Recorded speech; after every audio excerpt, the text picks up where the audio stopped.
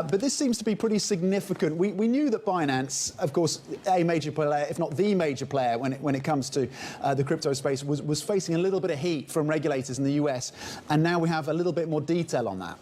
Yeah, so this was the headline that broke is the SEC is alleging that Binance and the CEO underwent securities fraud. 13 counts, though. It's pretty significant, as I just pull up the news here. And I should point out that Binance Coin is also falling on that news as well. You're looking at things like 13 charges, as I'm quoting here. We allege that CZ and Binance entities engaged in extensive web of deception, conflicts of interest, lack of disclosure, and calculated evasion of the law. And the public should be aware of investing any of their hard-earned assets with these unlawful platforms. Those are very strong words from the SEC.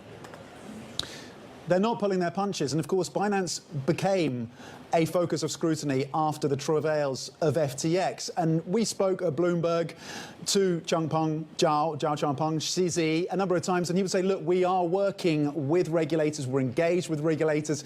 You know, one interesting point about Binance is they don't have a head office, they're not headquartered in any one particular jurisdiction. But he'd already said, we are having those conversations and we're trying to address those concerns. Let's get more context now and bring in Lydia Bayouds for some of the details. Lydia, this seems significant. What is your assessment of this action from the SEC? The allegations are significant. This is probably the most anticipated enforcement action from the SEC involving a crypto company, and one that I think folks have been waiting months to see. I haven't had a chance to review the whole complaint. It just hit. But we do know that the SEC alleges things like commingling of customer funds, like we saw in the FTX allegations.